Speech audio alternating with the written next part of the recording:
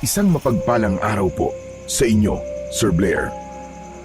Sana po ay palagi ho kayong nasa maayos na kalusugan at maging ang inyong pamilya. Isa po ako sa napakarami mong tagahanga at taga-subaybay sa inyong YouTube channel.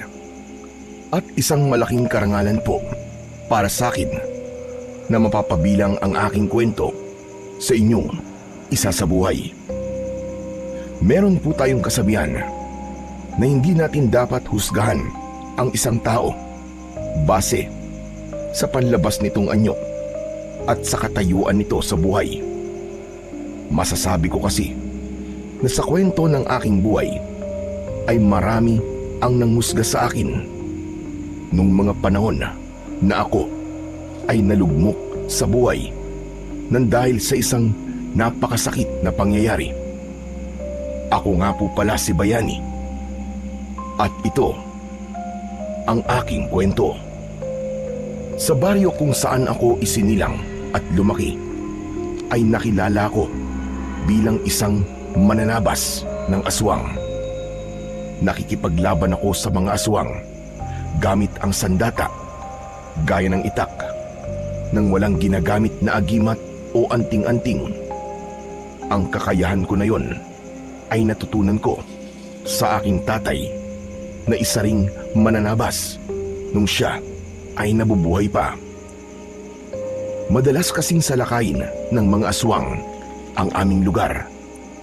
Kaya naman, nagpursige akong matutunan ang pakikipaglaban sa aswang, hindi lang para protektahan ang aking sarili, kundi higit ang aming baryo. Nang dahil sa tungkulin ko sa aming baryo, ay isinantabi ko muna ang aking buhay pag-ibig.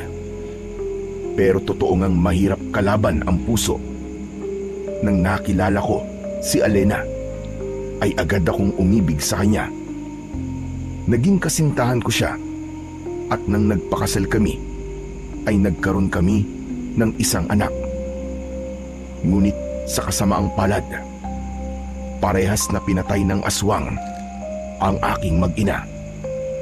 Pakiramdam ko ng mga panahong yun ay gumuho ang aking mundo.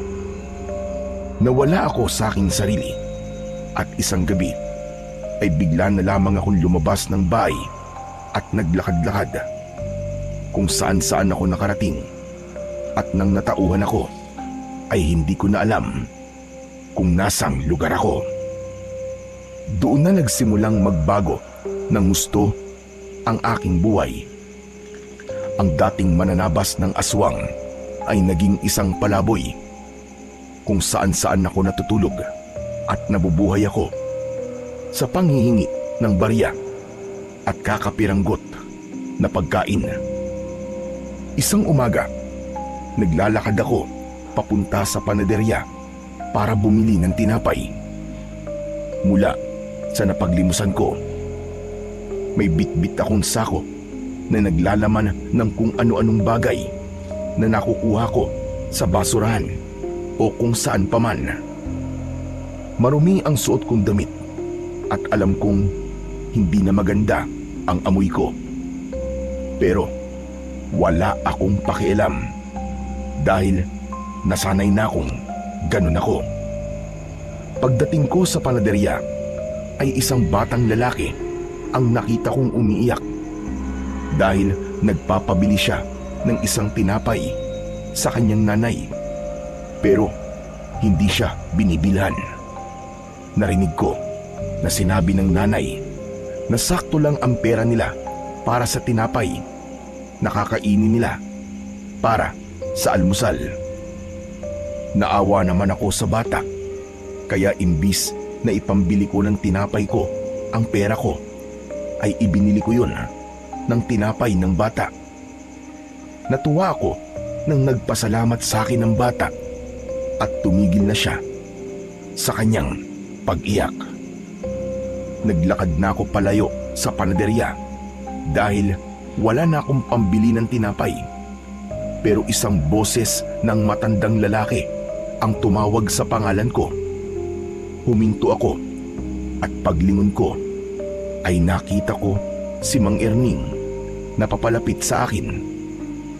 Nagulat ako nang sa paglapit niya ay inabot niya sa akin ang isang supot. Ano po yan, Mang Erning? Pandesal ito. Para meron kang pag-almusal. Mang Erning, kayo po. Baka wala po kayong kakainin. Meron. Ito nga oh. At may isang supot pa ako ng pandesal dito. Nakita ko kasi na ibinili mo yung bata ng tinapay na gusto niya. Naawa po kasi ako sa kanya. Baka matagal na po niyang gustong makakain ng tinapay na yun, kaya tinupad ko na po ang pangarap niya. Maliit na bagay lang naman po yun. Tapos, ikaw naman ang nawalan ng perang pambili ng tinapay. Tama ba? Ganun nga po. Huling pera ko na po kasi yun eh. Pero wala pong kaso, ayos lang po sa akin yun. Kasi sigurado ako na may mga magbibigay naman po sa akin mamaya eh. Talagang inuna mo pa ang ibang tao kesa sa sarili mo. Alam mo, bayani, walang masama sa tumulong. Pero dapat ay sarili mo muna ang una mong tutulungan. Hindi pwedeng tutulong ka tapos ikaw ang mawawalan. Hindi pagiging makasarili kung iniisip mo muna ang iyong sarili bago ang ibang tao paminsan-minsan. Hindi ko po kasi kayang tiisin yung bata eh. Nakakaawa po talaga siya eh. Naalala ko po kasi nung bata pa po ko kapag meron po akong gustong ipabiling laruan sa nanay ko. Tapos, hindi niya po ako binibili kasi wala naman po kaming pera. Alam ko po ang pakiramdam ng ganun eh. Ikaw talaga. Masyado kang mabait. O ganito. Gusto mo bang magkape tayo dalawa sa bahay? Masarap yung pandesal kapag may kapartner na kape. Mang Erning, papapasukin niyo po ako sa bahay niyo? Eto naman, kung makapagtanong parang ito ang unang beses na papapasukin kita sa bahay ko. Tara na, sumama ka na sa akin para makapagkape ka at mainitan yung sikmura mo. Halika na. Maraming salamat po, Mang Erning ah. Hindi ko po tatanggihan yan. Ang bait niyo po talaga sa akin. Nakangiting tumango si Mang Erning. At nang naglakad na siya, ay agad akong sumunod sa kanya. Ilang taon na akong nasa baryong yon bilang isang palaboy. At sa lahat ng taong naroon, ay si Mang Erning lamang ang nag-iisang nagpakita sa akin ng totoong kabaitan at pagmamalasakit. Marami kasi sa mga tao roon ang ginagawa kong katatawanan dahil sa itsura ko at kalagayan ko sa buhay. May iba na bago ko bigyan ng barya ay pinapasayaw muna ako o hindi kaya ay pinapakanta. Meron ding pinapahirapan muna ako bago ko makuha ang barya na ibibigay nila sa akin. Minsan, itatapon nila sa putikan yung barya para mas lalo kong maging madungis. May isang beses pa nga na inilagay ng isang binata ang piso sa dumi ng hayop at tawa siya ng tawa nang kunin ko yon.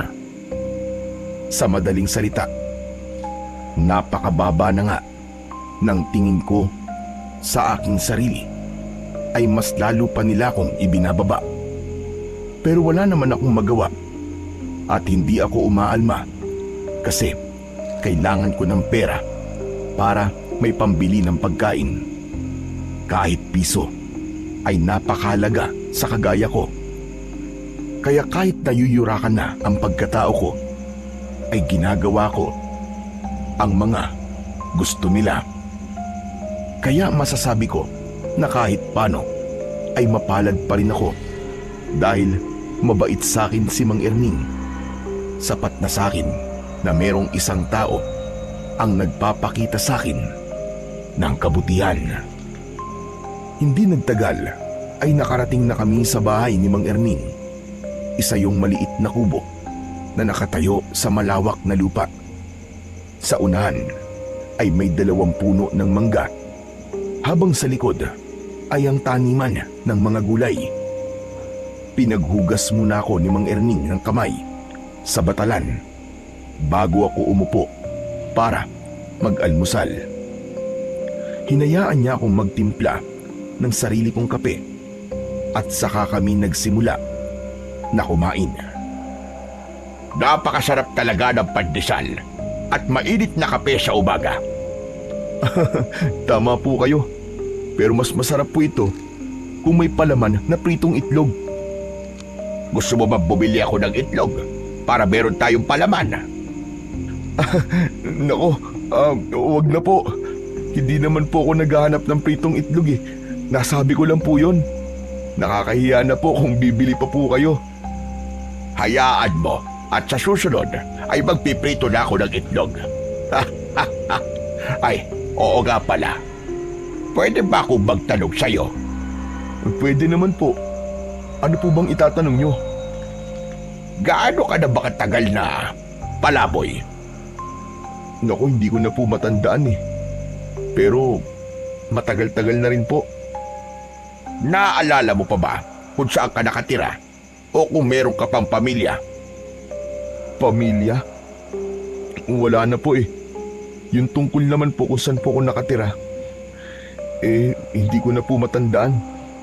Kahit nga po yung pangalan ng lugar kung saan po ako nakatira nawala na po sa utak ko. Nang umalis po ako sa lugar namin, wala po ako sa sarili. Nang bumalik po ang katinuan ko, marami na po ako nakalimutan tungkol sa sarili ko. Mabuti na nga lang po at hindi ko nakalimutan ang pangalan ko. Pabihira. Nakakaawa ka naman pala kung ganon. Mang Erning, bakit nyo nga po pala naitanong yan? Baka kasi matulungan kitang makabalik sa lugar kung saan ka nakatira. Naawa kasi talaga ako sa'yo, bayani.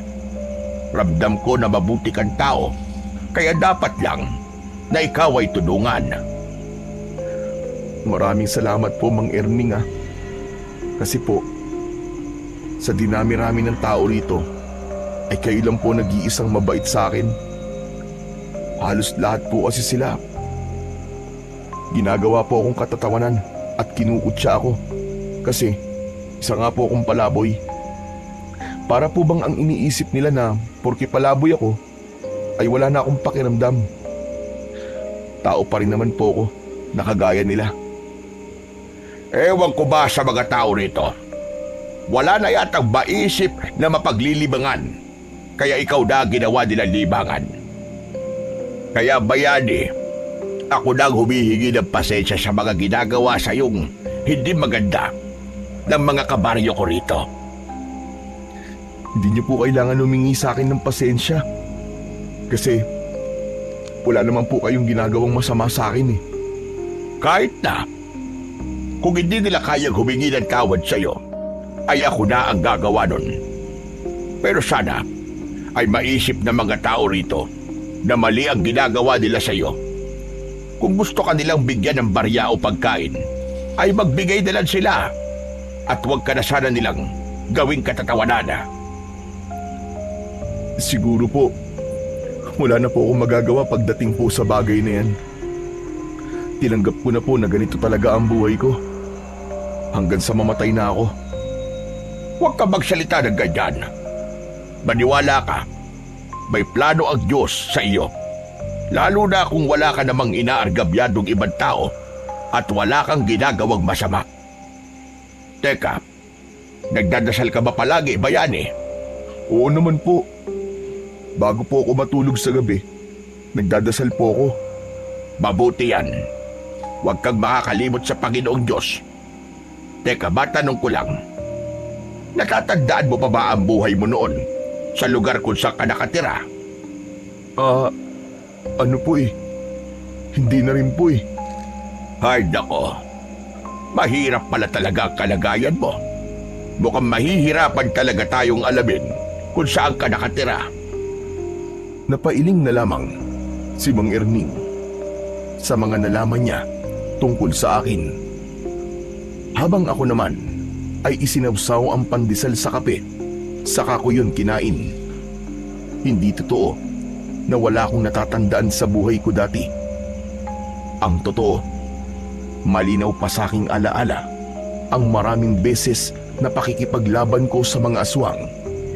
Naaalala ko pa rin ang mga gabing nagbabantay ako sa aming baryo kapag merong gumagalang aswang para masiguro ko ang kaligtasan ng lahat. Ngunit mas pinili kong wag nang sabihin yun kay Mang Erning dahil baka isipin niya na gumagawa lang ako ng kwento o hindi naman kaya ay may maluwag na tornilyo na sa aking ulo. Para sa akin, tapos na ang parting yun ng buhay ko at kailangan ko na yung kalimutan. Matapos naming mag-almusal ay nagpaalam na ako kay Mang Erning.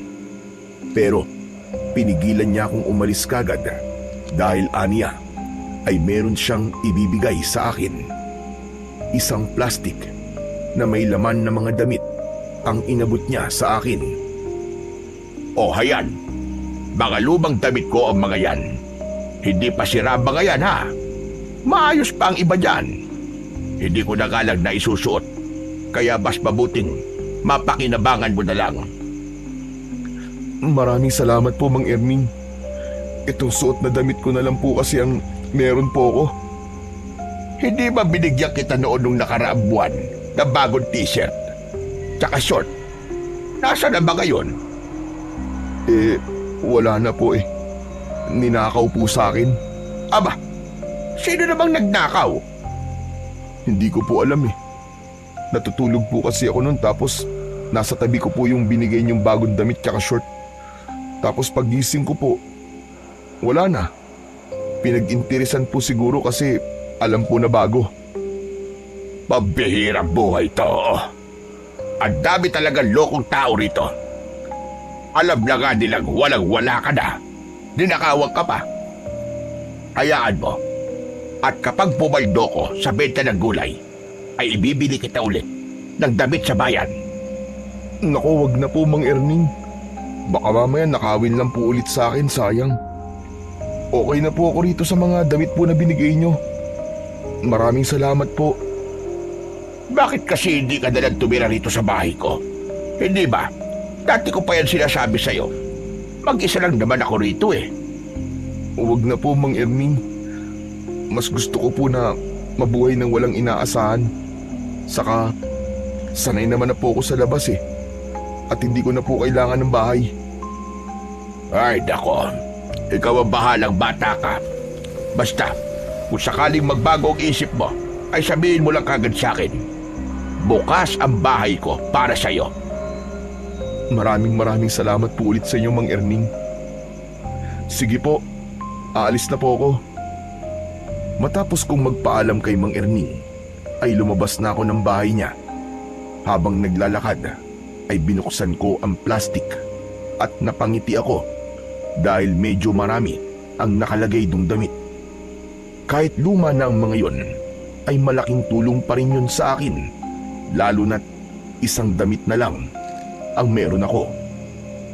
Napakabait talaga ni Mang Erning. Sana ay dumami pa ang mga taong kagaya niya. Mabuti na lang at binigyan niya ako ng mga damit.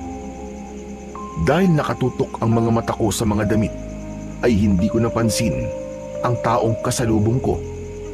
Nagulat ako nang bumangga ako sa taong yun. Nabitiwan ko ang plastik at nanlaki ang mga mata ko nang malaman ko na si Donato ang taong nabangga ko. Si Donato ay isang binata na tanod sa baryong yun. Matangkad siya at malaki ang katawan. Brusko ang itsura niya dahil na rin siguro sa makapal niyang bigote. Takot ako sa kanya dahil may isang beses na binugbog niya ako noon. Nahulog kasi ang wallet niya habang naglalakad siya. Pinulot ko yun at sakto naman na lumingon siya. Inakala niya na ninakaw ko yun sa kanya at doon niya na ako binugbog. Simula noon ay naging mainit na ang dugo ni Donato sa akin. Talagang dumikit ka pa sa akin, ha? Ang baho-baho mo. Kakaligo ko pa naman. Pasensya ka na, Donato. Hindi kasi ako tumitingin sa dinadaanan ko eh. Sa tingin mo ba, may magagawa pa yung pasensya mo? Dumikit na yung balat mo sa akin, eh. Kadiri! Ang aga-aga, sinisira mo ang umaga ko. Sorry na talaga, Donato. Hindi ko talaga sinasadya. Yumuko ako para kunin ang plastic. Pero bago ko pa yun makuha, ay inunahan na ako ni Donato. Tinignan niya ang laman ng plastic. Saan mo naman kinuha mga damit na ito, ha? Binigay sa akin ni Mang Erning. Mga pinaglumaang damit niya yan na hindi niya na ginagamit. Binigay ba talaga sa'yo? O baka naman ninakaw mo? Hindi ko yan ninakaw. Kahit kausapin mo pa si Mang Erning, siyang makakapagsabi na binigay niya talaga sa akin yan.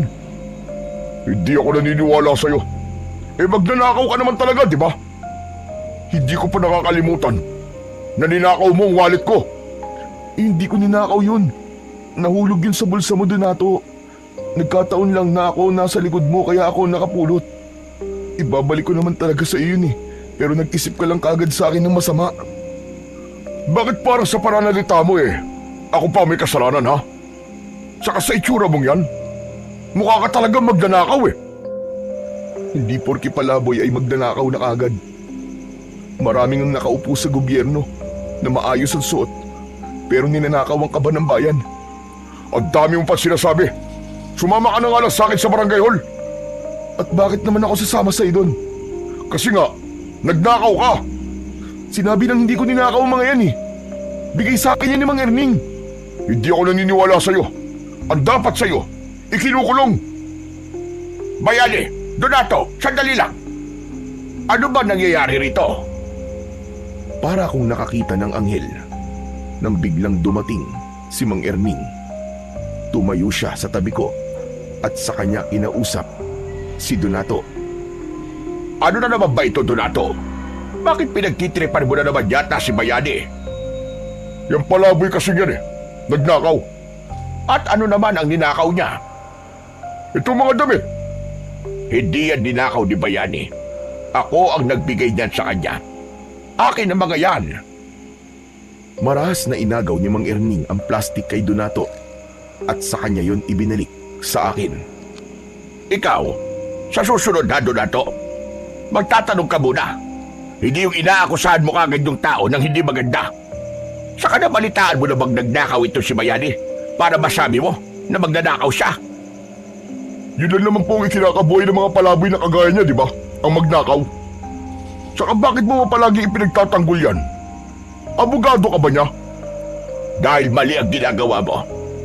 Alam kong mainit ang dugo mo kay Bayani. Pero kung kikilalanin mo siya, ay malalaman mo na mabuti siyang tao. Wala akong interes na kilalanin ang taong kagaya niya. Pwes, ikaw ang lumayo sa kanya. Huwag mong pinapairal yung laki ng katawan mo. Dahil alam kong ampaw naman ang laman ng utak mo. Hindi ko gusto ang tabas ng dila mo, matanda ka, ha? Agad kong nalaman na ang gagawin ni Donato nang ikuyom niya ang kanyang kamao. Nang akmang susuntukin ni Donato si Mang Erning, ay mabilis kong isinangga ang kamay ko. Malakas na tumama ang suntok ni Donato sa palad ko. Nagulat si Donato sa bilis ng galaw ko. Nang itulak ko siya, ay napaatras siya ng ilang hakbang. Sumugod siya para suntukin ako, pero madali ko siyang naiwasan. Muntik pa siyang mawala na ng balanse. Galit na humarap si Donato sa akin. Akmang susugod na naman siya, pero mabilis na pumagitna sa amin si Mang Erning. Tama na, Donato!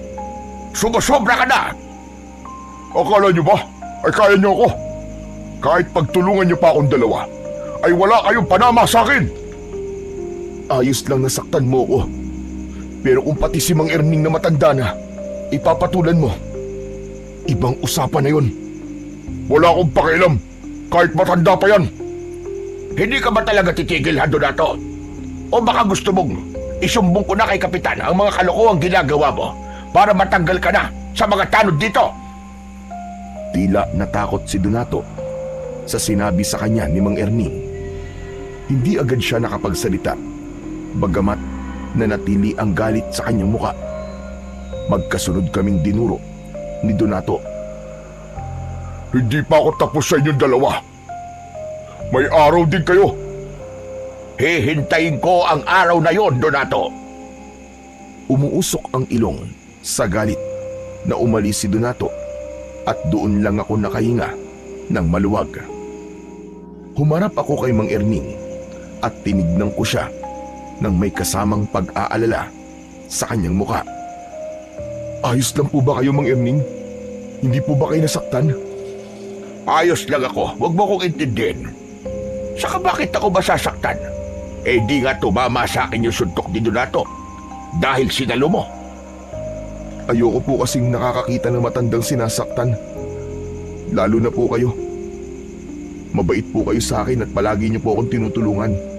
Kaya dapat lang po na ipagtanggol ko kayo at protektahan. Kanina ka pa matanda ng matanda, ha? Hindi ko tuloy alam kung may insulto ba ako o kung ano eh. Matanda naman na po talaga kayo, di ba? Sa bagay, tama ka naman. Pero grabe ka, ang galing mo kanina, ha? Hindi ko akalain na marunong ka palang makipagbakbakan. Aba, nagulat ako nung nagawa mong pigilan at iwasan yung mga suntok ni Donato. Saan mo ba natutunan yon? Hindi ko nga rin po alam, Mang Erning eh. Para bang kusa na lang pong kumilos ang katawan ko. Siguro po sa kagustuhan kong hindi kayo masaktan, kaya ko po yun nagawa. May mga ganyang pangyayari talaga ako minsan. Halimbawa na lang, hinahabol ka ng aso, tapos bigla mo magagawang talunin yung mataas na bakod. Pero ikaw, iho, ayos ka lang ba? Hindi ka ba nasaktan? Hindi po, Mang Erning. Hindi naman din po ako tinamaan ng suntok ni Donato eh. Mabuti naman. Basta, ikaw na lang ang umiwas kay Donato. At kilala mo yon. Masyadong mahangin ang isang yon. At akala mo ay kung sino siga rito porque malaki ang kanyang katawan. Ganyan naman po talaga ang ginagawa ko eh. Kaya lang, madalas po ay si Donato ang lumalapit sa akin. Kahit na anong iwas po ang gawin ko sa kanya, lumalapit pa rin siya para sabihan ako ng masasakit na salita. Ewan ko ba sa taong yon? Imbis na gamitin ang laki ng katawan at lakas niya sa mabuting bagay, ay sa katarantaduhan niya ginagamit. Ay, nako. O paano? Babalik na ako sa bahay ko. Talagang nakita ko lang na inaaway ka ng Donato na yon, kaya ako pumunta rito. Mag-iingat ka palagi, ha? Sige po. Maraming salamat po ulit sa inyo, Mang Erning. Hinintay ko munang makaalis si Mang Erning bago ako naglakad. Nagtungo ako sa isang sirang kubo na wala nang nakatira. Pero sa labas lang ako ng kubong yun dahil marupok na ang sahig na kawayan nun. Doon ako nagpalipas ng oras habang tirik pa ang sikat ng araw. Sa aking pag-iisa ay hindi ko naiwasang maalala ang aking mag-ina. Bumalik sa aking isipan ang gabi na natagpuan ko silang walang buhay sa aming bahay. Kakatapos ko lang magronda noon sa aming baryo at hindi ko akalain na habang wala pala ako ay inaatake na pala sila ng aswang. Yun ang pinakamasakit na pangyayari sa buhay ko. May mga pagkakataon na hindi ko maiwasang sisihin ang sarili ko kung bakit yun nangyari. Nang gabing yun kasi ay naglalambing sa akin ang asawa ko. Sinabi niya na wag na akong umalis para makapagpahinga naman ako. Pero hindi ako nakinig sa kanya. Mas pinili ko pa rin ang tungkulin ko sa gabing yun. Alam ko na kung sinunod ko lang sana ang asawa ko, malamang ay kasama ko pa rin sila ng aming anak. Kinagabihan, gaya ng aking nakasanayan, ay pumuesto ko sa isang puno na nasa likod ng sirang kubo. Naglatag ako ron ng lumang karton. May ibinigay na unan at kumot sa akin si Mang Erning, kaya kahit paano ay komportable ang aking pagtulog. Kakapikit ko pa lang nang may naramdaman akong kakaiba. Biglang naging maalinsangan ng hangin at may naamoy akong parang nabubulok na karne. Bumalikwas ako ng bangon at nakiramdam sa paligid. Tahimik ang gabi ng mga sandaling yon. Wala akong naririnig kundi ang huni ng mga kuliglig at ang manakanakang pagtahol ng mga aso sa malayo. Muli akong nahiga. Inisip ko na nagkamali lang ako ng pakiramdam. Sa tagal ko na kasing nakikipaglaban noon sa mga aswang, ay malakas ang pakiramdam ko kapag may aswang sa paligid o sa malapit. At ang mga naramdaman ko ng sandaling yon ay isang malinaw na senyales na mayroong aswang sa kung saan. Ngunit inisip ko na nagkamali lang ako dahil sa tagal ko sa baryong yun, kahit isang aswang ay wala pa akong nakikita. Hindi yun gaya sa baryo namin na halos isang beses sa isang linggo ay merong aswang na umaatake. Nang sumunod na araw, pagkagising ko ay iniligpit ko ang aking hinihigaan. Itinago ko sa sirang kubo ang mga gamit ko. Binilang ko ang mga barya na napalimusan ko nung nakaraang araw. Napangiti ako dahil sapat yun para makabili ako ng ilang piraso ng tinapay. Habang naglalakad ako papunta sa panaderya, ay napansin ko na maraming tao sa harapan ng isang bahay. Isang ambulansya ang naroon at may isinakay doon na taong nakahiga sa stretcher. Nakita ko si Mang Erning sa kumpul ng mga taong nakikiusyoso, kaya lumapit ako sa kanya para magtanong. Mang Erning, ano po nangyari?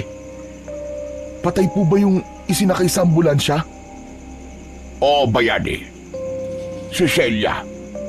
Ha? Ano po nangyari sa kanya? Ang sabi ng anak niya ay isang manananggal daw ang umatake sa kanila kagabi.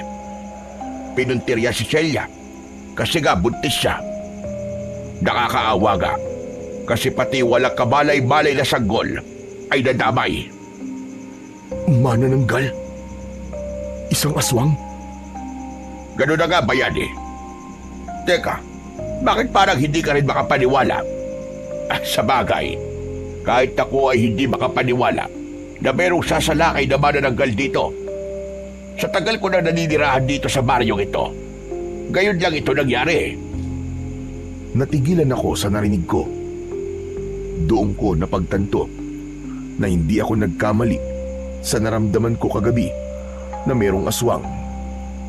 Bigla akong nakaramdam ng pagsisisi dahil kung pinakinggan ko lang sana ang naramdaman ko kagabi, ay baka nagawa kong iligtas si Celia at ang magiging anak niya.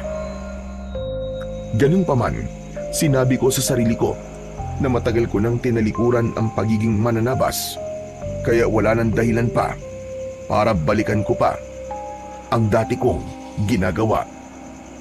Pinilit kong kumbinsihin ang sarili ko na wag na akong makialam sa problema ng baryong yon sa manananggal dahil mas gusto ko na ang tahimik na buhay. Buong araw na pinag-usapan sa buong baryo ang nangyari kay Celia at ang pagsalakay ng manananggal. Marami ang natakot habang meron din namang iba na hindi naniwala. Sa mga sumunod na araw ay may ilang nagsabi na nakita nila ang manananggal. Doon na ako kinabahan dahil may kutob ako na kung walang kikilos ay paniguradong merong susunod na magiging biktima ang manananggal. Pero alam ko na walang maglalakas ng loob para labanan ang manananggal dahil walang kahit isang tao roon na may kakayahan na makipaglaban sa ganung uri ng nilalang. Tanging ako lang ang may eksperyensya pagdating sa ganung bagay. Kaya kahit ayoko nang balikan ang ginagawa ko noon, ay nagdesisyon akong labanan na ang manananggal bago pa siya muling may mabiktima. Ayokong magsisi dahil wala akong ginawa kahit meron naman akong kakayahang tumulong. Kaya isang hapon ay kumuha ako ng kawayan. Gamit ang patalim ay matyaga kong nilagyan ng patulis ang dulo ng kawayan. Habang ginagawa ko yun sa likod ng sirang kubo, ay bigla namang dumating si Mang Erning. Meron siyang dalang plastic container na halatang pagkain ang laman. Mang Erning, nakakagulat naman po kayo. Kayo lang po pala. Akala ko po kung sino na eh. Nagluto kasi ako ng ginataang langka. Dinalhan kita para hindi ka na mamroblema sa hapunan mo. May kanin na rin itong kasama. Naku, maraming salamat po. Nag-abala pa po kayo.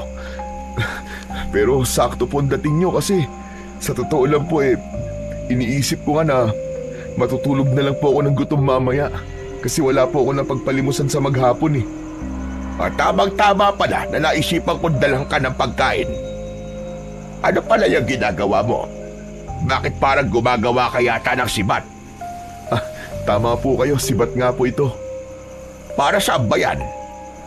Hindi po ba merong manananggal na gumagala rito sa gabi? Baka bigla po akong atakihin eh. Para meron po akong magagamit na panlaban sa kanya. Ikaw naman kasi. Bakit pa hindi ka na lamang pumayag na tumira ka doon sa bahay ko? Mas ligtas ka ron kaysa dito ka natutulog sa labas. Huwag na po, Mang Erning. Sanay naman na po ako sa ganitong buhay. Huwag po kayo mag-alala kasi kaya ko naman po ang sarili ko. Ay nako, ikaw ang bahala. Pero grabe talaga yung ginawa ng manananggal na yun kay Celia. Hanggang ngayon, ay di ko pa rin makalimutan yung bangkay ni Celia. At kung minsan ay napapanaginipan ko pa nga, nagtataka talaga ako kung bakit biglang nagkaroon ng ganung nilalang dito sa atin. Minsan po kasi ay naghahanap talaga ang mga aswang ng ganitong liblib na lugar para sa lakayin nila. Mas gusto po nilang maggasik sa mga ganung lugar kasi malayo po sa kabiasnan. Madali silang makakapambiktima kasi ang mga bahay dito ay hindi konkreto. Sa bagay, may punto yung sinabi mo. Pero sandali, bakit parang ang dami mo yatang alam sa aswang? Teka, aba, baka naman aswang ka at hindi ka lamang nagsasabi. Di kung aswang po ako, sana nung dumating po ako rito ay nagsimula ng pagkamatay ng mga tao rito nang dahil sa aswang. Saka kung aswang po ako, matagal na pong patay si Donato kasi siyang kauna-unahan ko pong magiging biktima. Tama ka, pero nagbibiro lang ako. Huwag mo seryosohin yun. Pero Bayani, bakit nga parang ang dami mong alam tungkol sa aswang? Parang sigurado-sigurado ka sa mga sinasabi mo eh. Ano lang po yun? Base lang po sa mga narinig ko nun sa sinasabi po ng mga matatanda sa lugar namin. Malaki po kasi ang paniniwala ng mga tao ron sa mga aswang-aswang po. Kaya kung tutusin, ay hindi na bago sa akin yung nangyayari ngayon dito. Kaya naman pala. Pero kung ako ang tatanungin, noon pa man, ay naniniwala na rin ako sa mga ganong nilalang. Doon kasi sa probinsya, kung saan ako ipinanganak at lumaki, ay madalas din ako makarinig ng kwento tungkol sa mga aswang-aswang na yan. Pero kung itatanong mo, kung nakakita na ako ng aswang sa personal, ay hindi pa. Ikaw ba?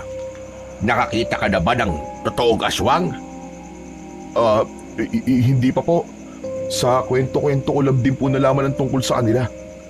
Saka kapag madilim na po, hindi na po ako pinapalabas nun kasi nga ang palagi nilang sinasabi ay kukunin o papatayin daw ako ng aswang. Nako, napapahaba na pala ang kwentuhan natin dalawa. O siya, sige, ako'y uuwi na. At baka maabutan pa ako ng dilim sa daan. Mahirap na. Baka ako pa ang sunod na mapatay ng pesting manananggal na yon. O sige na, bayani. Sige po. Mag-iingat po kayo, Mang Erning. Salamat po dito sa dala nyo. Walang anuman. Pero ikaw ang dapat na mag-ingat. Dahil ikaw ang natutulog dito sa labas. Kaya ko po ang sarili ko, Mang Erning. Sigurado ka ba na ayaw mo sa bahay ko muna tumuloy? Kahit habang hindi pa tayo sigurado. Kung hindi nasasalakay yung manananggal. Ayos na po ako dito. Huwag po kayo mag-alala sa akin. O siya, ikaw ang bahala. Pero kung sakaling atakihin ka ng manananggal, ay tumakbo ka kagad sa bahay ko, ha? O sige na, aalis na ako. Ngumiti ako kay Mang Erning bago siya umalis. Nang wala na siya, ay ipinagpatuloy ko ang aking ginagawa. Sa tingin ko naman, ay hindi nakalata si Mang Erning na malawak ang kaalaman ko sa mga aswang at may kasanayan ako sa pakikipaglaban sa ganung uri ng nilalang. Pero may naramdaman pa rin akong konting sundot ng konsensya dahil kinailangan kong magsinungaling kay Mang Erning. Pagsapit ng gabi ay hindi muna ako natulog. Nakaupo lang ako sa ilalim ng puno habang mahigpit kong hawak ang kawayan na ginawa kong sibat. Nakikiramdam ako sa paligid para kung sakaling dumating ang manananggal ay agad kong malalaman. Wala na akong pagdadalawang isip kung dapat ko bang labanan ng aswang. Buo na ang loob ko na paslangin ang nilalang na yon para hindi na siya makapangbiktima pa. Maya-maya ay naging maalinsangan ang paligid. May narinig akong huni ng ibon sa malayo na sinabayan ng tunog ng pagaspas ng pakpak. Hindi nagtagal ay nawala ang ingay na yon. Pero ramdam kong malapit lang sa kinaroroonan ko ang aswang na manananggal. Napapitlag ako nang may pumatak na malagkit na likido sa braso ko. Marahan akong tumingala at nanlaki ang mga mata ko nang malaman kong nakadapo sa itaas ng puno ang manananggal. Malakas ang paghinga niya at nanlilisik ang kanyang mga mata habang nakatingin sa akin. Ang pumatak na likido sa braso ko ay malinaw na laway ng manananggal. Hindi ako nagpakita ng takot. Pakiramdam ko ay hindi ako matagal na hindi nakipaglaban sa mga ganong klase ng nilalang. Mabilis na nabuhay ang dugong mananabas ng aswang sa aking ugat. Tumayo ako at mahigpit kong hinawakan ang aking sibat. Diablong buang ka! Hindi ako natatakot sa'yo! Kayang-kaya kitang patayin! Kaya kung gusto mo bang mabuhay, ay umalis ka na rito! At huwag ka nang babalik dito kahit kailan! Tila mas lalong nagalit ang manananggal sa sinabi ko. Lumipad siya pa itaas at nagpaikot-ikot siya sa itaas ko. Hindi nagtagal ay lumipad siya patungo sa dulong bahagi ng baryo. Sinundan ko ang manananggal. Hindi ko inalis ang tingin ko sa kanya dahil hindi siya maaaring mawala sa aking paningin. Desidido na akong patayin siya sa gabing yon.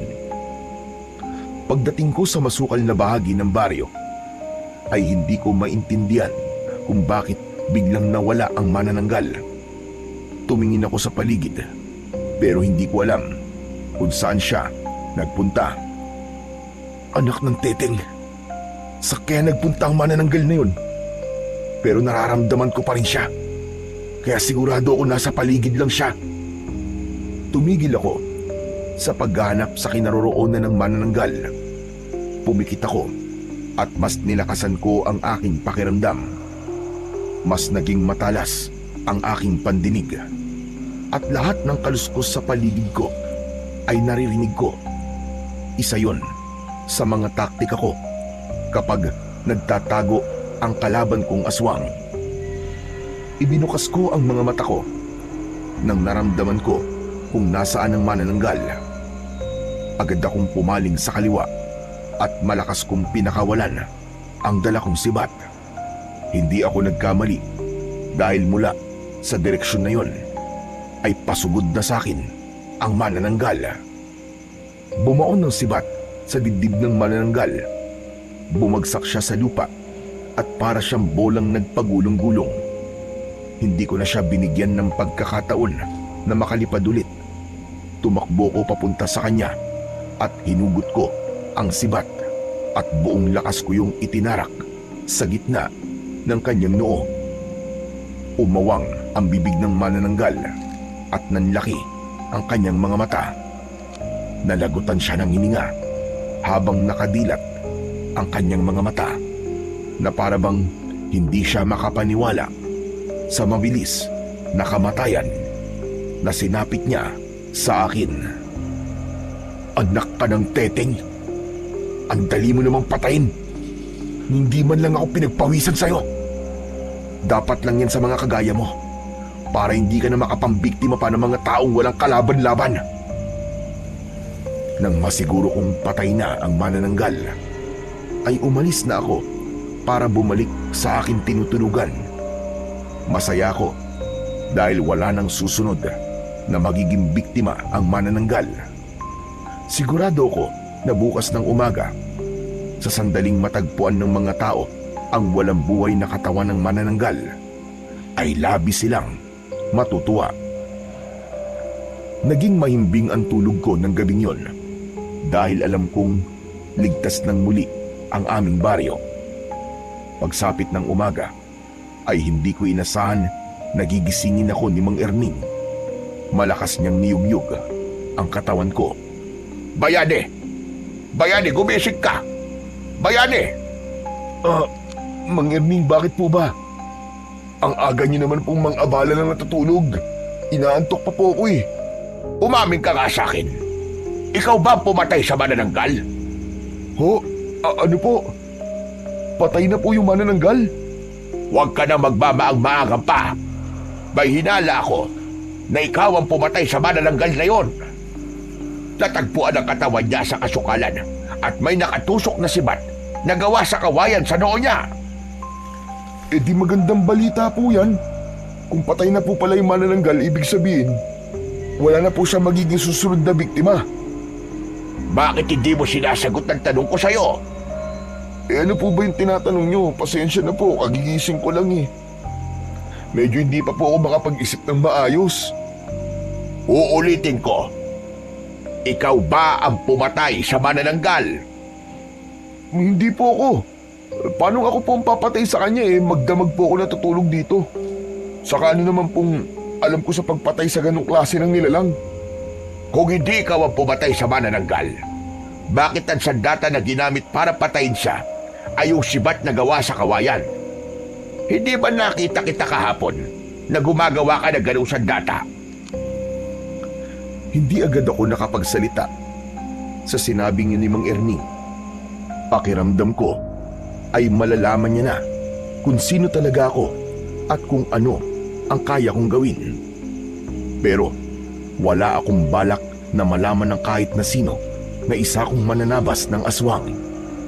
Kaya agad akong nag-isip ng paraan para maalis sa isip ni Mang Erning na ako ang pumatay sa manananggal. Bakit hindi ka makapagsalita? Ha? Dahil ba sa tama ako sa aking hinala? Bayani, wala kang dapat ikatakot kung ikaw ang pumatay sa manananggal. Isang aswang ang pinatay mo. Isang aswang na pumatay sa isang buntis at sa dinadala niya sa gol. Kaya nararapat lang sa kanya ang ginawa mong yon. Sana nga po ako talaga ang pumatay sa manananggal. Pero hindi po ako ang pumatay sa manananggal. Nagsasabi po ako ng totoo sa inyo. Paano mo ipapaliwanag yung sibat na gawa sa kawayan na siyang ginamit ng kung sino man para patayin yung manananggal? Sige nga. Hindi lang naman po siguro akong gumawa ng ganun sandata eh. Tsaka syempre, Alam po ng lahat na may manananggal dito kaya marami po ang gagawa ng sibat para gamitin po na panlaban sa manananggal. Para meron silang sandata, di po ba? Nagsasabi ka ba ng totoo? Oo naman po, Mang Erning. Hindi ko po kaya magsinungaling sa inyo. Maniwala po kayo sa akin. Kung ganun, sige nga. Nasa na? Nasa na sibat na ginawa mo? Ipakita mo sa akin yun ngayon. Ha? Ano po wala na po dito eh. Paano wala na? Nasaan yun? Saan napunta? Ano po kasi, yung pinanggatong ko po kagabi. Tama, pinanggatong ko. Malamig po kasi kagabi kaya gumawa po ako ng apoy mula sa kahoy ng kawayan. Tignan nyo nga po. Nandyan pa po yung bakas ng mga kahoy at kawayan na sinunog ko. Itinuro ko kay Mang Erning ang bakas ng pinagsunugan ko ng mga kahoy malapit sa akin. Pero ang totoo ay matagal na yon. Kahit paano ay nakahinga ko ng maluwag dahil tumangu-tango siya. Isang indikasyon na naniwala siya sa sinabi ko. Sige. Sa ngayon ay maniniwala ako sa mga sinasabi mo. At sana nga ay hindi ka nagsisinungaling dahil wala kang dapat na ikatakot kung ikaw man ang totoong pumatay sa manananggal. Marami pa nga ang matutuwa sa iyo kapag nagkataon. Hindi ko po kaya magsinungaling sa inyo, Mang Erning. Napakabait niyo po sa akin para magsinungaling po ako sa inyo. Sa gitna ng aming pag-uusap ay narinig namin ang mga taong nagmamadaling naglalakad patungo sa kinaroroonan ng katawan ng manananggal. Naulinagan namin, nakilala na nila kung sino ang pumatay sa manananggal. At dahil doon ay nagkatinginan kami ni Mang Erning. Sabay kaming umalis para puntahan ang kinaroroonan ng manananggal. Pagdating namin doon ay sumalubong sa amin ang maraming tao, pero isang tao lamang ang nakakuha ng aking atensyon. Walang iba kundi si Donato. Mayabang siyang nakatayo sa tabi ng manananggal. Nakatapak ang isa niyang paa sa ibabaw ng dibdib ng manananggal, habang ang isa niyang kamay ay hawak ang sibat na nakatusok pa rin sa noo ng aswang. Aba, si Donato ba ang nakapatay sa manananggal? Mukhang ganun na nga po. Pasensya na kayo kung di ko kagad sinabi sa inyo na kumikilos ako para paslangin ang manananggal na ito. Ayoko kasi ng mga ako ko, tapos hindi ko rin naman pala magagawa. Naisip ko na mas maganda kung kikilos ako nang walang nakakaalam. At kapag nagtagumpay na ako, ay saka ko na lang ipapaalam sa inyong lahat. Tama ang narinig nyo. Ako nga ang pumatay sa manananggal na ito. Kaya simula sa araw na ito, ay hindi nyo na kailangan matakot pa. Makakabalik na tayong lahat sa normal nating mga buhay. Malakas na nagpalakpakan ang mga tao dahil sa labis na tuwa matapos magsalita ni Donato. Marami ang pumuri sa kanya at nakita ko ang yabang sa kanyang muka. Maraming salamat sa mga papuri ninyo. Pero kailangan ko muna magpahinga. Hindi naging madali ang pakikipaglaban ko sa manananggal. Kaya hayaan niyo akong makabawi ng lakas. Kapag nakapagpahinga na ako, ay sasagutin ko ang lahat ng mga tanong nyo. Sa ngayon ay uuwi na muna ako sa bahay ko at sana bigyan niyo ako ng ilang araw na pagpapahinga. Kahit alam kong gusto niyo ako makausap. Dahil humahanga kayong lahat sa aking kagitigan. Nakangising kumaway si Donato sa mga tao bago siya naglakad palayo. Hindi ko alam ang mararamdaman ko sa pag-ako ni Donato na siya ang pumaslang sa manananggal. Kahit nakilala ko na mayabang siya, ay hindi ko naisip na kaya niyang akuin ang isang bagay na alam naman niya sa kanyang sarili na hindi naman siya ang gumawa. Ngunit ganun pa man, inisip ko ang magandang naidulot nun sa akin, at yun ay ang hindi na magdududa pa si Mang Erning. na hindi ako nagsasabi ng totoo sa kanya. Isa pa, ayoko rin talagang may makaalam na isa akong mananabas ng aswang dahil panigurado na kung sakaling may mga aswang pa na sasalakay sa baryong yun, ay ako na palagi ang aasahan nila. Ayoko na ng ganong responsibilidad, lalo na't yun ang naging dahilan ng pagkamatay ng aking asawa at anak. Nang dahil sa mga aswang na pinatay ko, ay pinuntirya ng ibang aswang ang aking mga mahal sa buhay para makaganti sila sa akin. Ngunit tila hindi kumbinsido si Mang Erning na si Donato ang pumatay sa manananggal. Nagulat ako nang sundan niya si Donato. Sa takot ko na baka may gawin na hindi maganda si Donato kay Mang Erning, ay sumunod ako sa kanya. Humarang si Mang Erning sa harapan ni Donato. Donato, sandali. Mag-usap nga tayo dalawa. Mahina na bang pandinig mo, ha, tanda? Hindi bang sabi ko ay ayoko munang abalahin niyo ako?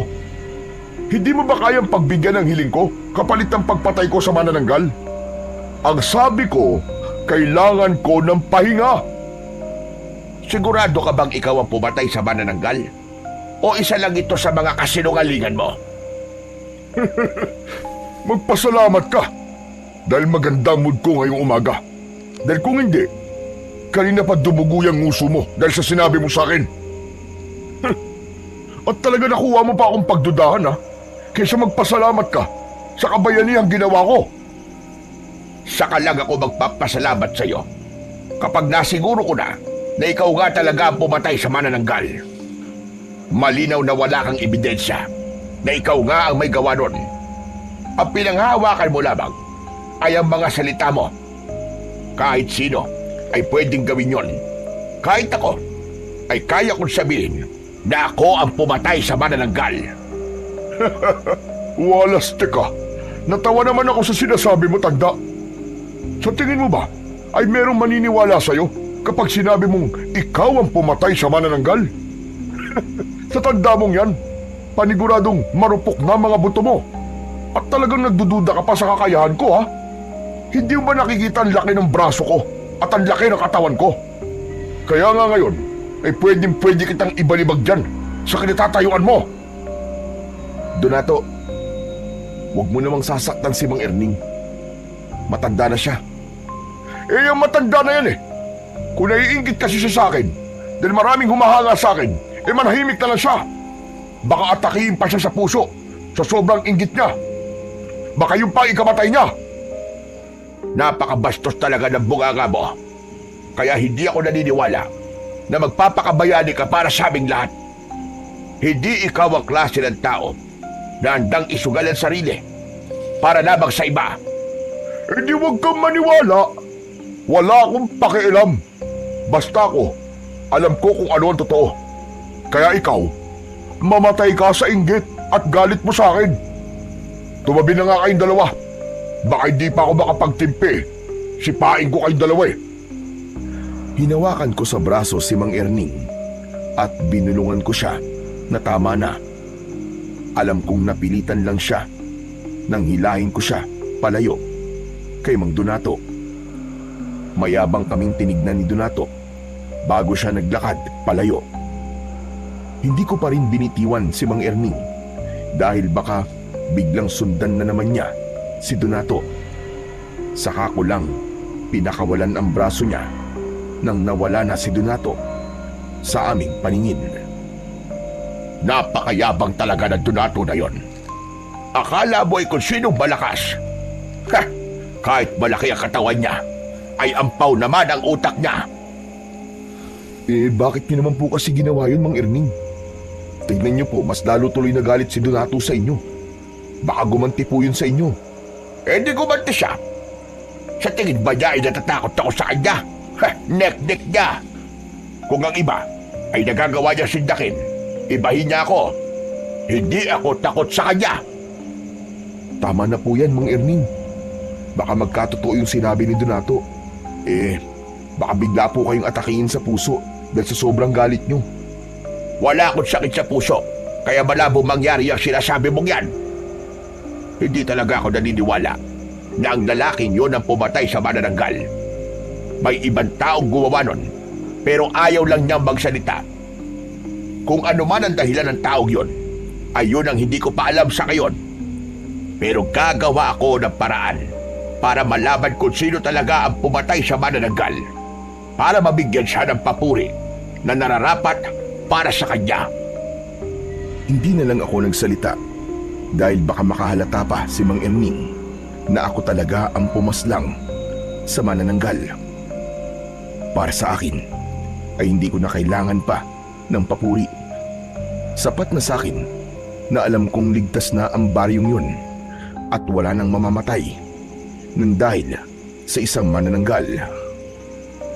Sa mga lumipas na araw ay muling naging kampante ang mga tao sa baryo. Masaya ang lahat dahil wala na ang manananggal at hindi na nasundan ang naging una nung biktima. Tila naging sikat naman si Donato dahil sa pag-aakala ng mga tao na siya nga ang pumatay sa manananggal.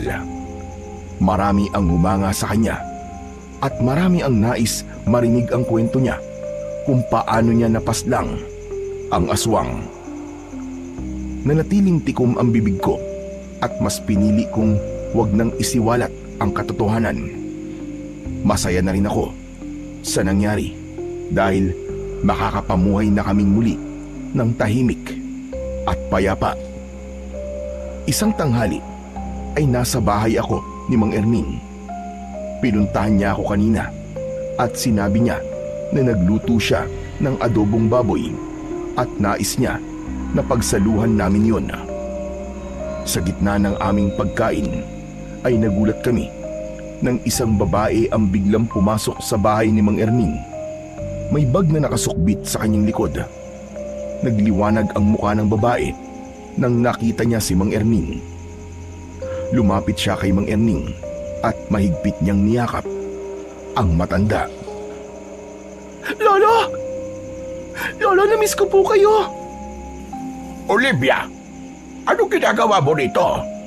Ginulat mo naman ako sa pagdating mo. Siyempre, binibisita ko po kayo. Nag-resign na po ako sa trabaho. Kaya naisipan ko pong dalawin kayo habang nagpapahinga po ako. Baka isipin nyo na nakalimutan ka na namin. Nasurpresa naman ako sa pagdating mo, iha.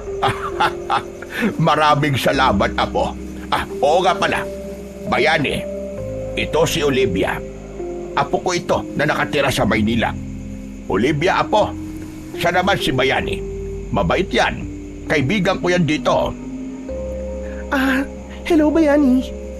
Oh, bakit nakatulala ka dyan? Alam ko na. Nagandaan ka sa akin, no? Okay lang yan. Sanay na ako na kapag may lalaking nakakita sa akin, ay natutulala sila. Uy, joke lang yun ha. Hindi ako makapagsalita habang nakatitig kay Olivia. Tama naman kasi ang sinabi niya. Natulala ako sa ganda niya. Hindi ko inakala na may ganong kagandang apo si Mang Erning. Bigla tuloy akong nahiya dahil ang dumi at ang baho ko. O siya, kumain ka na pala muna. Saluhan mo na kami ni Bayani. Sige po, nagugutom na po talaga ako eh. Hindi po ako kumain bago ako pumunta rito kasi alam ko po na masarap ang ulam nyo.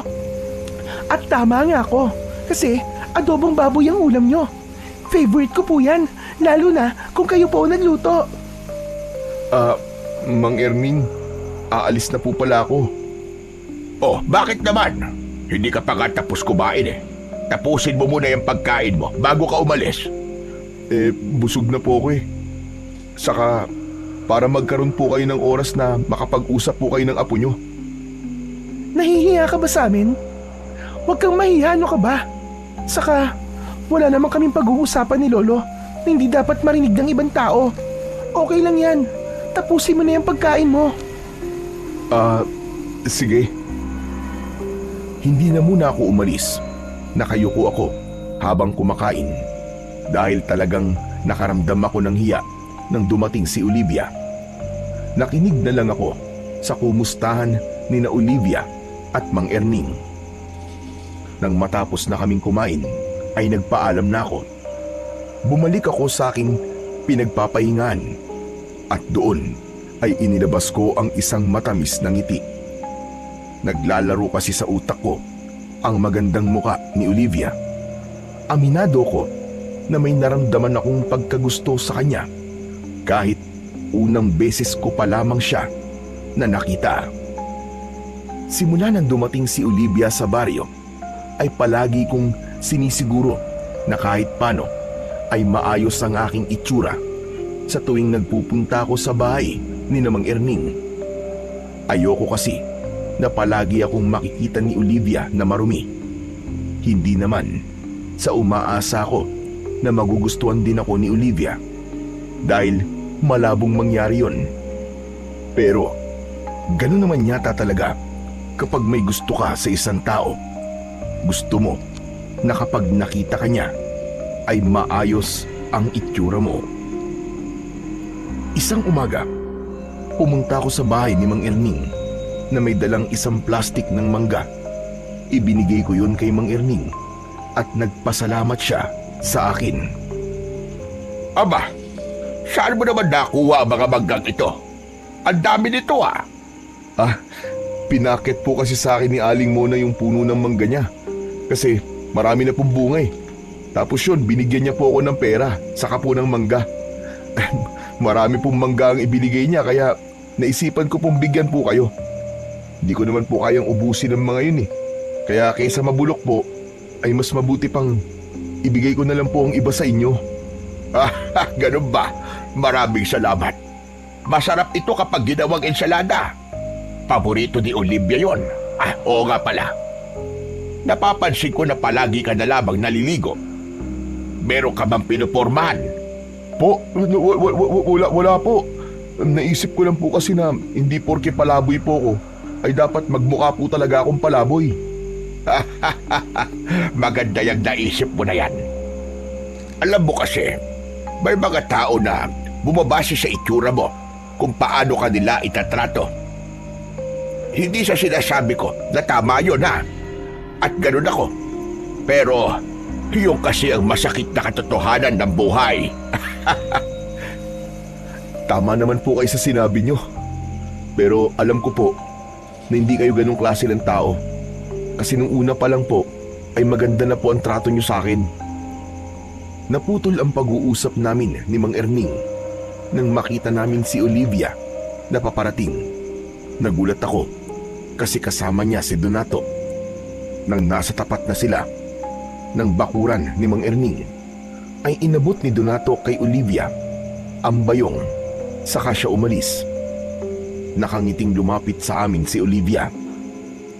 Lo, nabili ko po lahat ng pinapabili niyo po sa akin sa talipapa. Makakapagluto na po kay mamaya ng laing. Tapos, pinakayod ko na rin po yung nyog kasi baka manakit pa po ang likod nyo kung kayo po ang gagawa nun. Teka. Bakit pala kasama mo si Donato? Nagkakilala po kami kanina sa may talipapa. Mukhang mabait naman po eh. Kasi tinulungan pa nga po niya akong tumawad sa mga tindera. Saka, mukhang sikat po siya rito, no? Totoo po ba yung sinabi ni Donato na meron daw siyang pinatay na manananggal dito? Grabe! Hindi ko po akalain na totoo pala ang manananggal. Yun ay sabi lang niya. Pero wala naman siyang ebidensya na siya nga talaga ang pumatay sa manananggal. Saka ikaw nga huwag ka nakikipag-usap sa lalaking yon. Ho? Bakit naman po?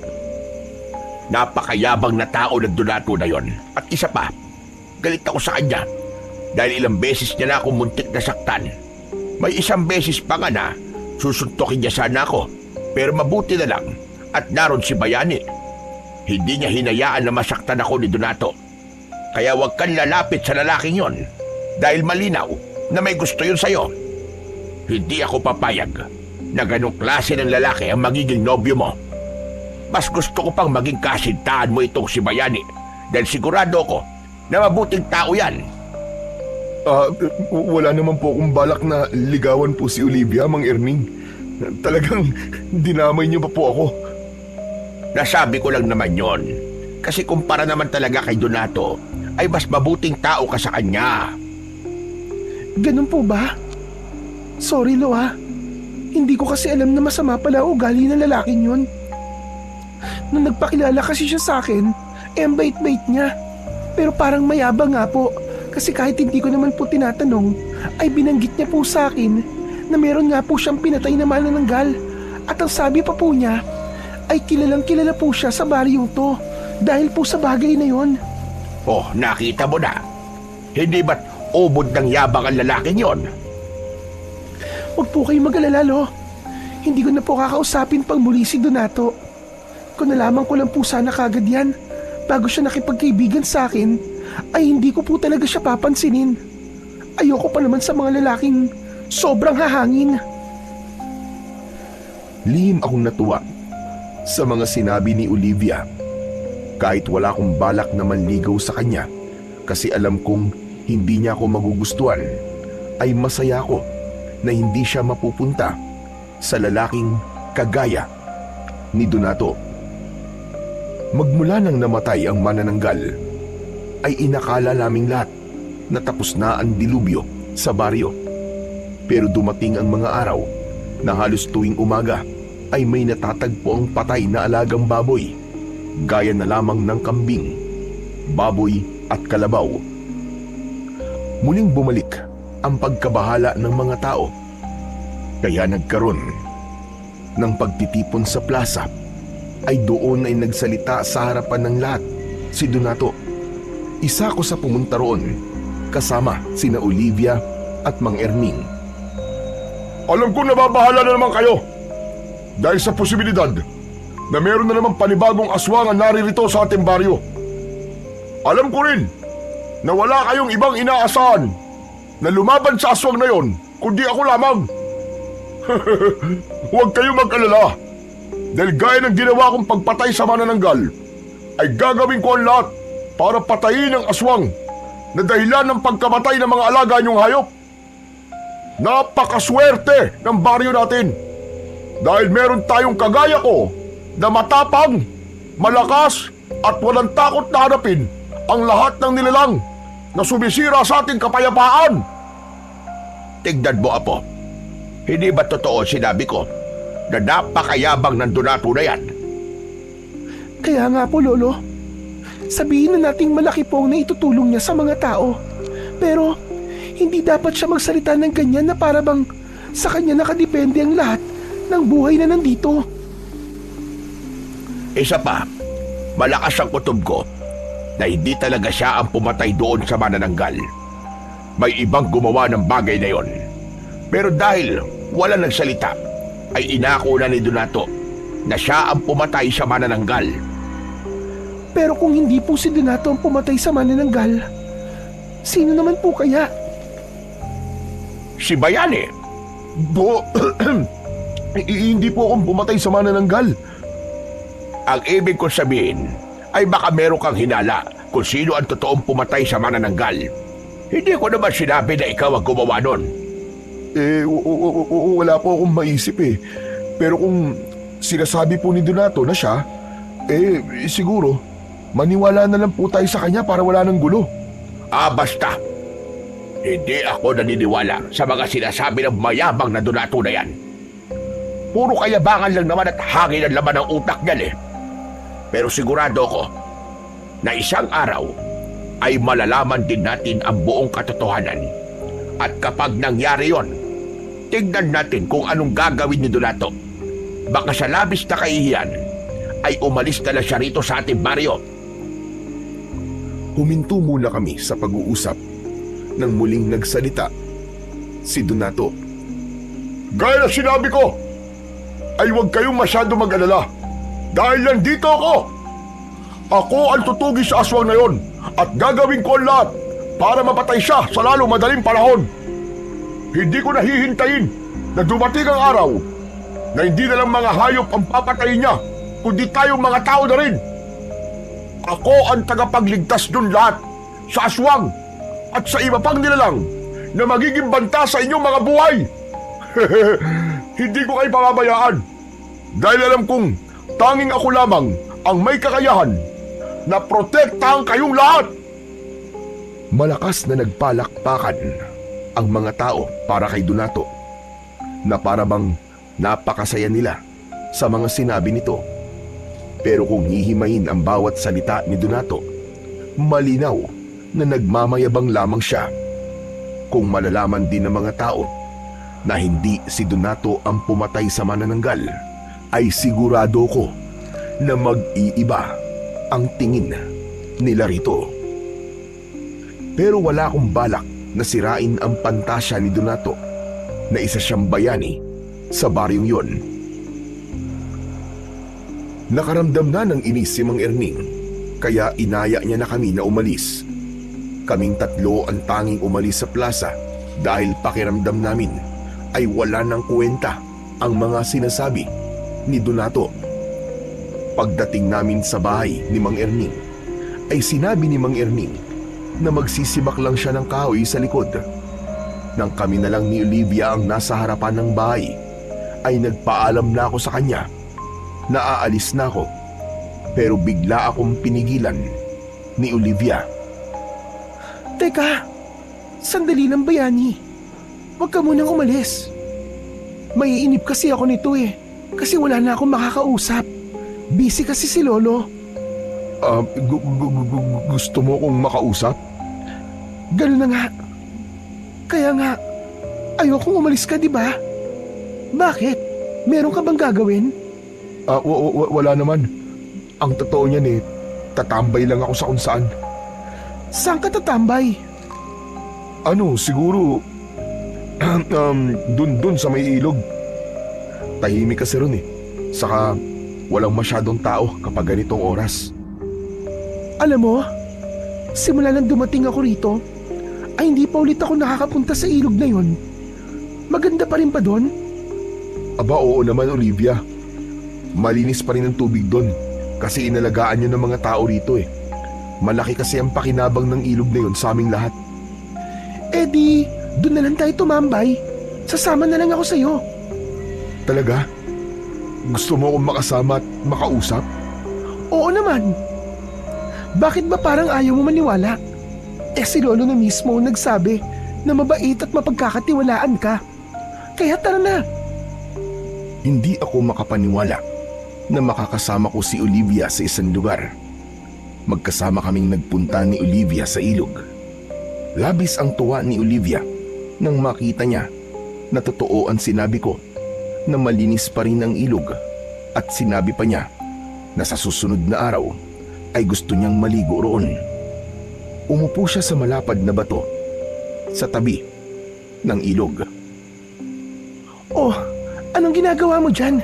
Bakit nakatayo ka lang? Halika rito. Umupo ka rito sa tabi ko. Huwag na, nakakahiya Ang baho at saka ang dumi ko. Ano ka ba? Ayos lang yan. Umupo ka na rin dito para makapag-usap tayo ng maayos. Sige, ikaw ang bahala. Nag-aalinlangan akong umupo sa tabi ni Olivia. Hindi pa rin ako makapaniwala na napakalapit namin sa isa't isa. Grabe na talaga nangyayari dito, no? Alam mo, sa totoo lang, 3 araw lang dapat ako rito Pero, hindi ko kasi kayang iwanan si Lolo Erning nang mag-isa rito habang may aswang na sumasalakay sa lugar na to. Ang bait mo naman. Akala ko nga aalis ka na kagad nung nalaman mong may aswang na rito ngayon Hindi, no? Ayokong umalis dito tapos mag-iisip ako sa lagay ni Lolo. Pero, curious talaga ako kung sino yung totoong pumatay sa manananggal. Ang sabi kasi ni Lolo ay sigurado siyang hindi si Donato ang may gawa nun. Inako lang daw ni Donato na siya ang pumatay sa manananggal para makapagyabang siya. Kahit ako gustong malaman kung sino ang taong yun. Pero ang swerte naman ni Mang Erning kasi meron siyang apo na kagaya mo. Kung sa iba kasi, baka mas inuna nila ang sarili nilang kaligtasan. Alam mo, Bayani, mabait kasi sa amin si Lolo Erning. Saka, ang laki din ang naitulong niya sa akin na nag-aaral pa lamang ako. Kung hindi dahil sa kanya, hindi ako makakapagtapos ng kurso ko. Hindi sana ako naging nurse ngayon. Gusto ko nga sanang kunin na si Lolo at isama sa Maynila. Pero nang sabihin ko yun sa kanya, ang sabi niya, ayaw niyang umalis dito. Pero sa tingin mo ba, kung hindi si Donato ang pumatay sa manananggal, sino kaya ang totoong pumatay doon? Hindi ko rin alam eh. Wala akong ideya pagdating sa bagay na yan. Ganun ba? Pakiramdam ko kasi, napakabait ng taong yon. Kasi paniguradong alam niya na nagsisinungaling si Donato, pero mas pinili pa rin niya na manahimik. Baka naman kasi ayaw niya ng atensyon ng mga tao. At okay na sa kanya na alam niyang ligtas ang mga tao rito. May point naman ang sinabi mo.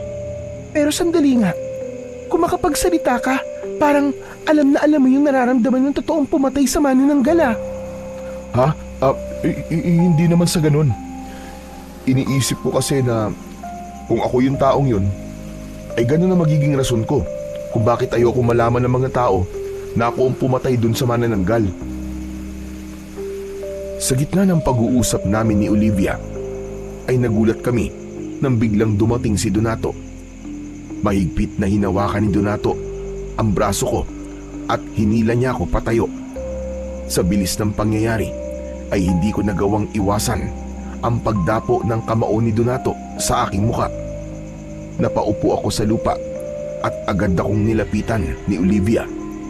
Aatakihin sana ulit ako ni Donato, kaya agad na sumigaw si Olivia.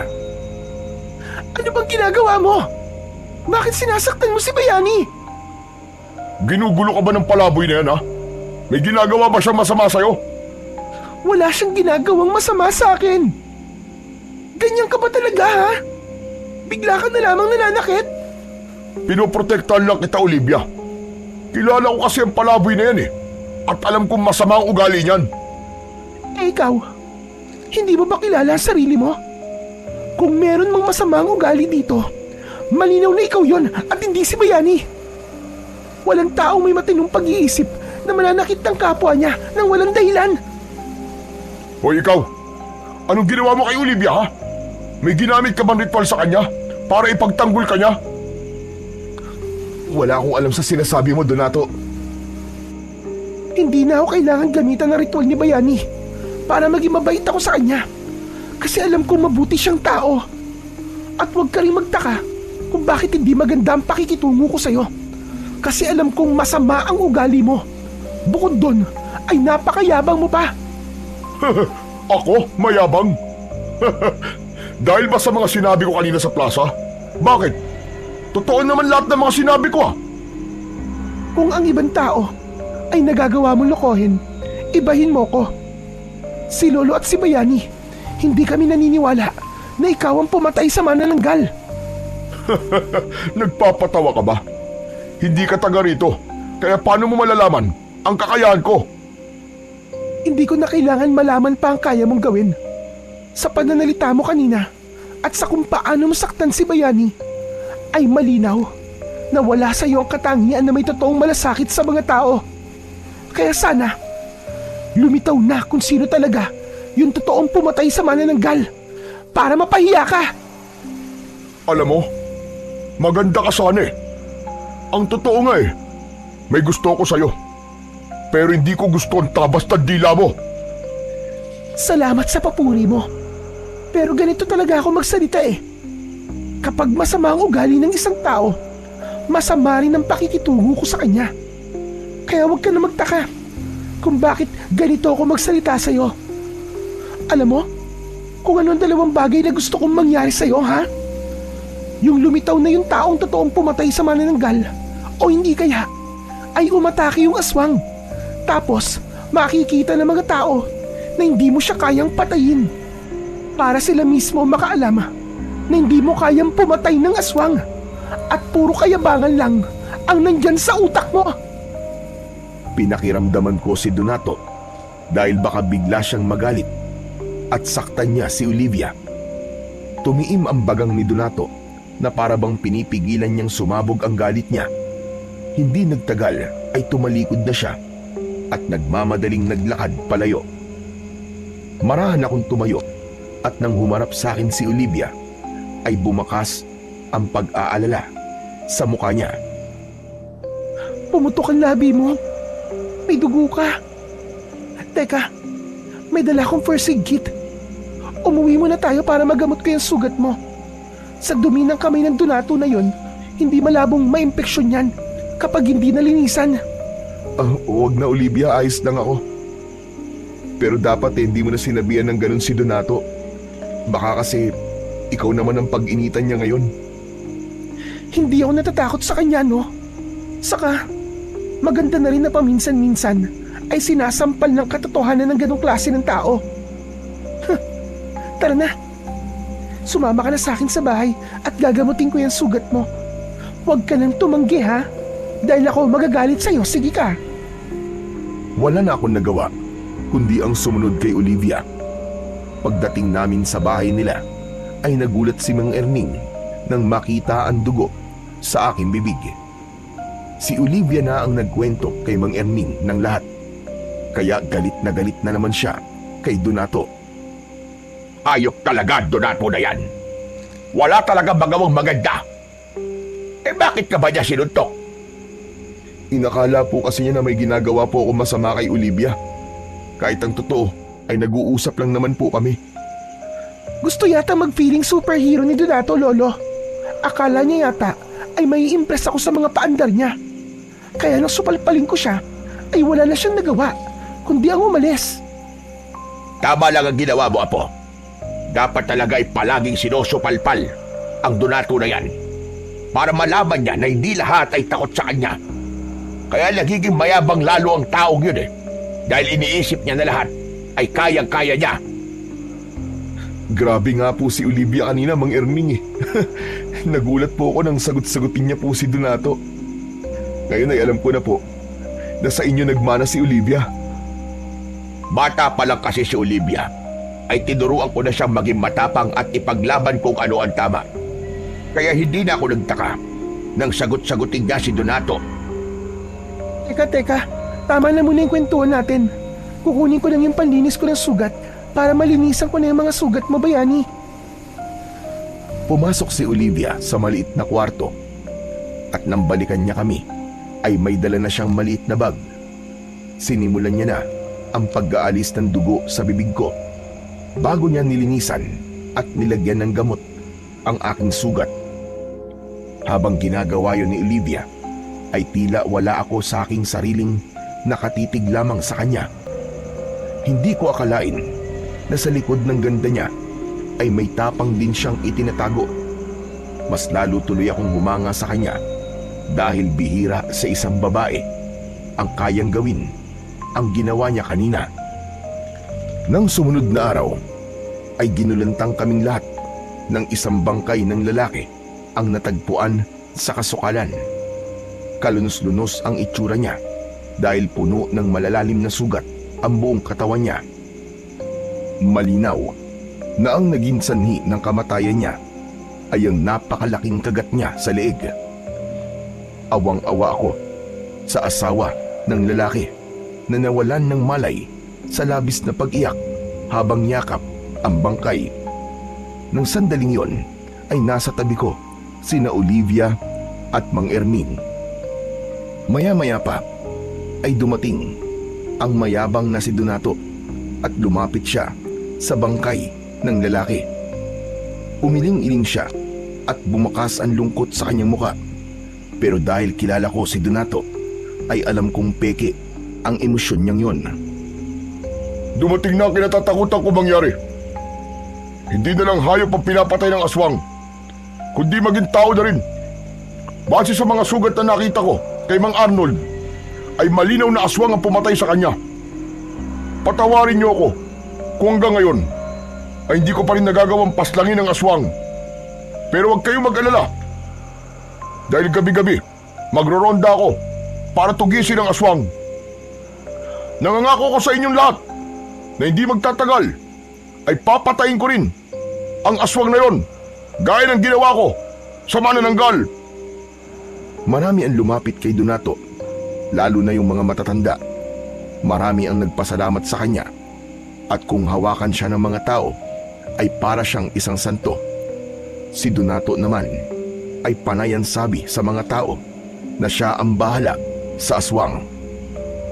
Napakahusay talaga magsinungaling nito si Donato. Tingnan nyo, at paniwalang paniwala ang mga tao na siya nga ang papatay doon sa aswang. Hayaan niyo siya, Lo. Hindi ba? Merong kasabihan na walang sikreto ang hindi nabubunyag. Tama ka po. Hindi magtatagal ay malalaman din ng lahat ang kasinungalingan ni Donato. At sana, kapag nangyari yon, ay mabigyan ng papuri at parangal ang totoong pumatay sa manananggal. Tahimik kong pinakinggan ang pag-uusap ni na Olivia at Mang Erning. Mas pinili kong wag nang magsalita dahil baka makahalata sila na ako ang totoong tinutukoy niya. Pero gaya ng lahat ay kinakabahan din ako. Agad akong nag-isip ng paraan kung paano ko magagawang patayin yung aswang para wala na siyang maging biktima ulit. Pagsapit ng gabi, inihanda ko ang sarili ko sa posibilidad na pagsalakay ng aswang.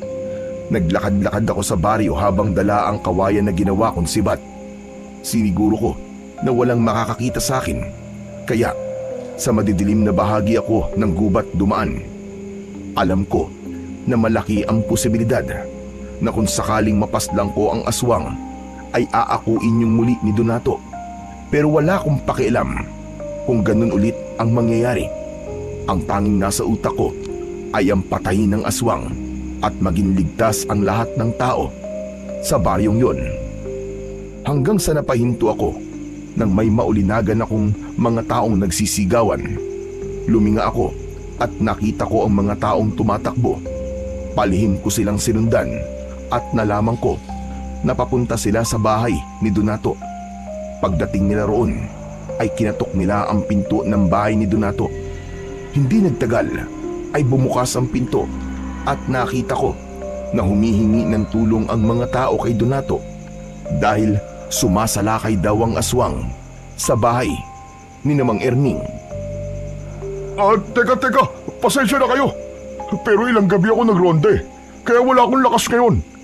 Kayo na lang ang bahalang magtulong-tulong na paslangin ang aswang. Babawi na lang ako sa inyo sa ibang paraan. Matapos yung sabihin ni Donato, ay agad niyang isinara ang pinto.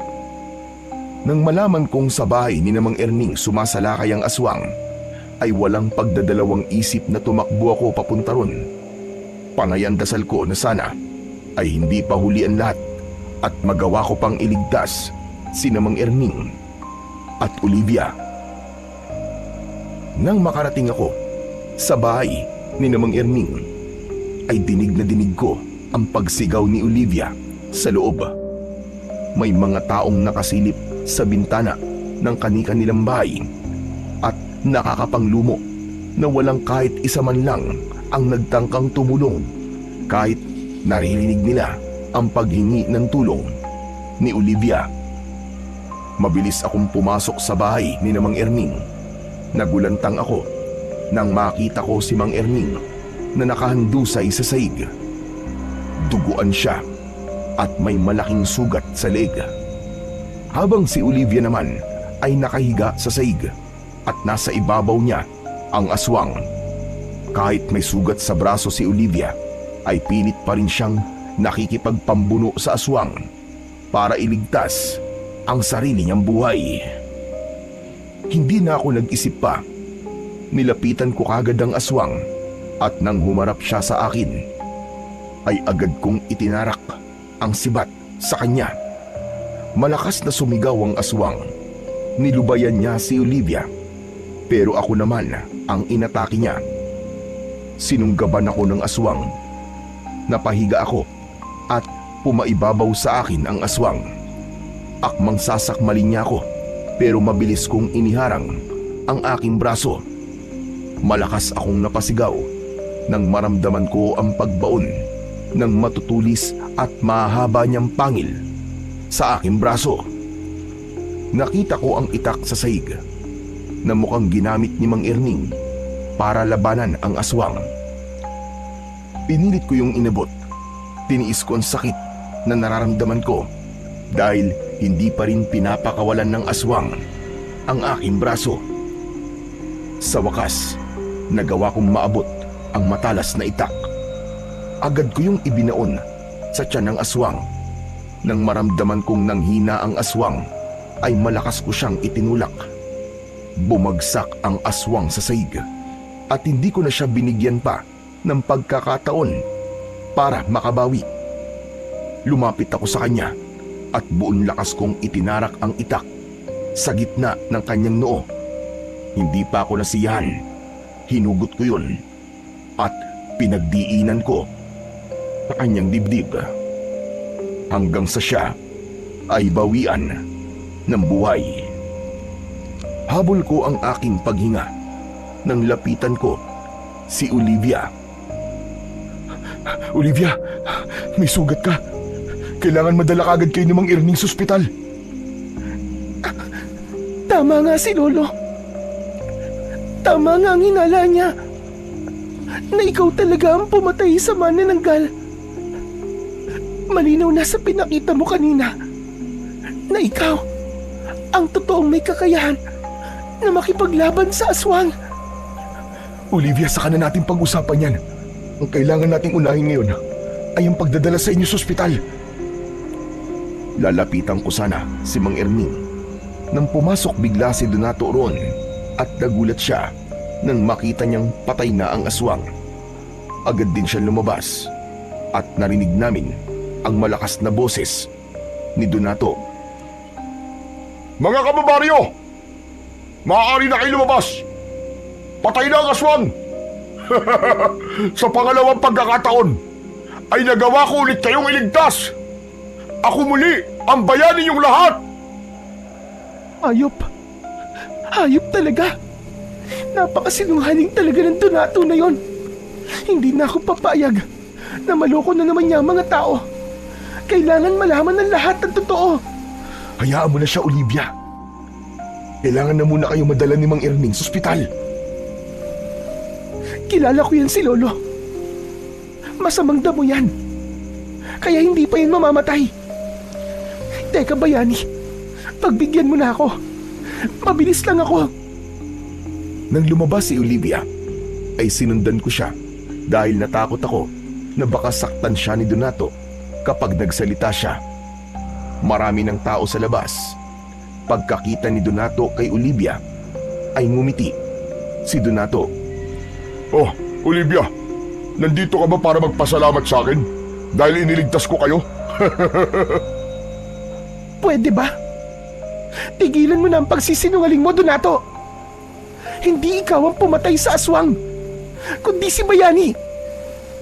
At malinaw na hindi rin ikaw ang pumatay dun sa manananggal. Dahil si Bayani rin ang gumawa nun. Kayong lahat, makinig po kayo sa sasabihin ko. Hindi si Donato ang nagligtas sa amin ni Lolo, kundi si Bayani. Si Bayani ang dapat na pinupuri nyo at binibigyan ng parangal.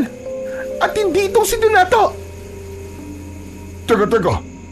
Para sa kaalaman nyo lahat, sinasabi lang yan ni Olivia dahil sa nagtapat siya ng pagmamahal sa akin. Pero sinabi ko sa kanya na hindi siya ang babaeng tipo ko at isa pa, nakapokus ako sa pagtugis sa aswang. Kaya wala akong oras sa pag-ipag-ibig na yan. Sinisiraan niya lamang ako para makaganti siya sa akin. Saka, maniniwala ba kayo sa sinasabi ng isang hindi taga rito na walang alam kung ano ang talagang nangyayari dito? Walang hiya ka talaga. Ang kapal ng mukha mo. Napakasinungaling mo. Ako? Magkakagusto sa'yo? Walang matinong babae magkakagusto sa'yo. Saka hindi ko ibababa ang standards ko pagdating sa lalaki nang dahil sa'yo. Kung anong nilaki ng katawan mo, ay siya namang niliit ng utak mo. nanlisik ang mga mata ni Donato sa sinabing yun ni Olivia. Nang akmang sasampalin ni Donato si Olivia, ay hindi ko na napigilang makialam. Mabilis kong hinawakan ang braso ni Donato at pinilipit ko yun. Napaluhod sa lupa si Donato. Sa tuwing pinipilit niyang makawala, ay mas lalo kong pinipilipit ang braso niya, kaya wala siyang nagawa kundi ang sumigaw dahil sa sobrang sakit. Aray, aray! Pakawalan mo akong palaboy ka! Humanda ka sa akin pag nakawala ako rito! Alam mo ikaw, Donato, wala na sana akong planong basagin ng pantasya mo na iniisip mong ikaw ang pumatay sa manananggal at dun sa aswang kanina. Pero kung pati si Olivia ay sasaktan mo, hindi ko na kayang manahimik. Aminin mo na lang sa lahat na hindi ikaw ang pumatay sa aswang. Wala akong aaminin dahil ako talaga ang pumatay sa aswang!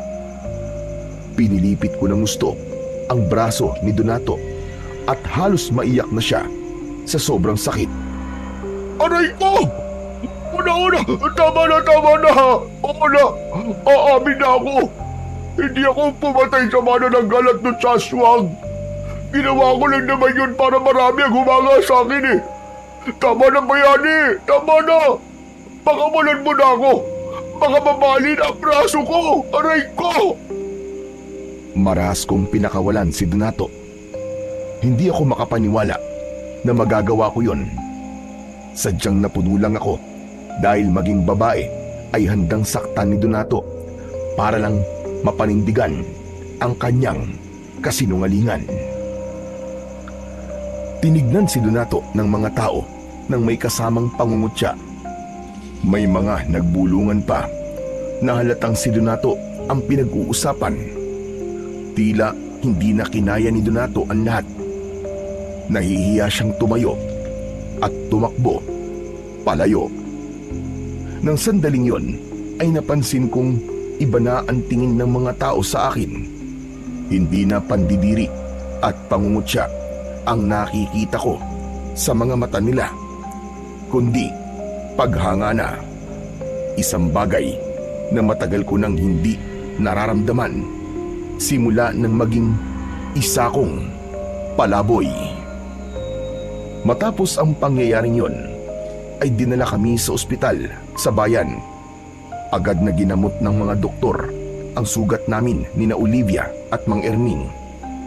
Makalipas ang ilang araw, ay ligtas nang nakalabas ng ospital si Mang Erming na siyang may mas malalang pinsala na nakuha sa pagsalakay ng aswang. Simula noon ay naramdaman ko na ang napakalaking pagbabago sa buhay ko. Ang mga taong dating umiiwas at kumukutya sa akin ay naging mabait na sa akin. Bilang pasasalamat, nagtulong-tulong sila upang patayuan ako ng sariling bahay, kaya hindi na ako matatawag na isang palaboy. Nakatanggap din ako ng pinansyal na tulong mula sa lokal na gobyerno na ginamit ko naman sa pagtatanim ng mga gulay. Dahil doon ay nagkaroon ako ng simpleng hanap buhay.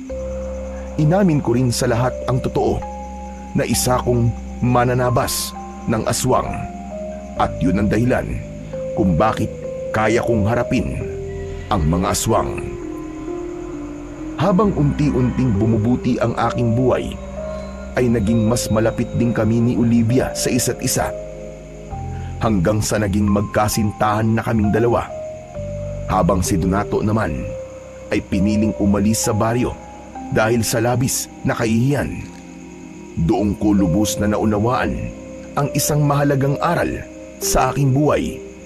At yun ay ang hindi dapat husgahan ng isang tao base lamang sa panlabas na anyo, dahil ang tunay na kabutihan at tapang ay hindi nasusukat sa damit, estado sa buhay o sa sinasabi ng iba, kundi sa mga ginagawa natin kapag walang nakakakita at sa bagay na handa nating gawin para sa ating kapwa, na totoong kahulugan ng pagmamalasakit at siyang tunay na kabayanihan.